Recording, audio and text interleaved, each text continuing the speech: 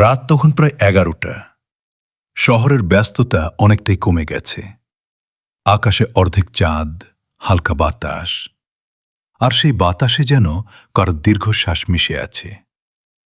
রাফি ছাদের এক কোণে দাঁড়িয়ে আকাশের দিকে তাকিয়েছিল।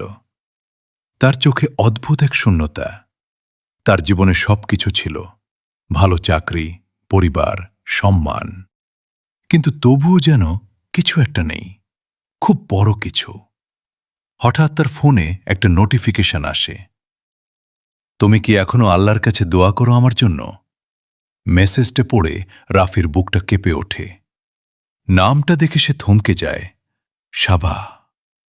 অতীতের শুরু 5 বছর আগের কথা। রাফি আর সাবা একই বিশ্ববিদ্যালয়ে পড়ত। প্রথম পরিচয়টা ছিল খুব সাধারণ, কিন্তু ধীরে ধীরে সেটা অন্যরকম হয়ে যায়। সাবা ছিল একদম আলাদা। তার কথাবার্তা, তার আচরণ, সবকিছুতেই একটা শান্তি ছিল। একদিন ক্লাস শেষে সাবা বলেছিল, তুমি জানো, ভালোবাসা খুব সুন্দর, কিন্তু সেটা যদি আল্লাহর জন্য হয় তখন সেটা আরও পবিত্র হয়ে যায়।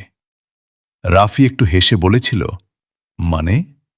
সাবা বলেছিল, মানে হারাম কিছু না করে হালালভাবে কাউকে পাওয়ার চেষ্টা করা, সেটাই আসল ভালোবাসা।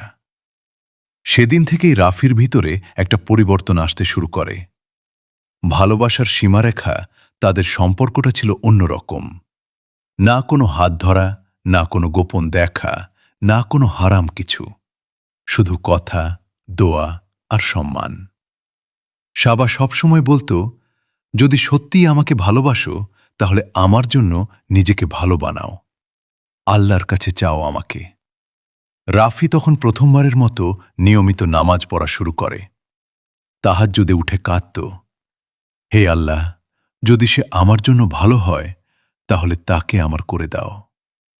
বিচ্ছেদের শুরু, কিন্তু বাস্তবতা সবসময় সহজ হয় না। একদিন সাবা খুব চুপচাপ ছিল। রাফি জিজ্ঞেস করল, কি হয়েছে?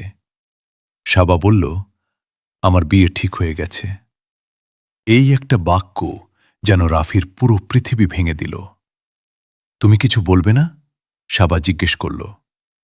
রাফি অনেকক্ষণ চুপ থেকে বলল, আমি তো তোমাকে আল্লাহর কাছে চেয়েছি, মানুষের কাছে না।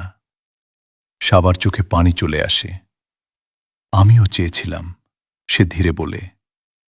ভাঙার শব্দ সেদিন ছিল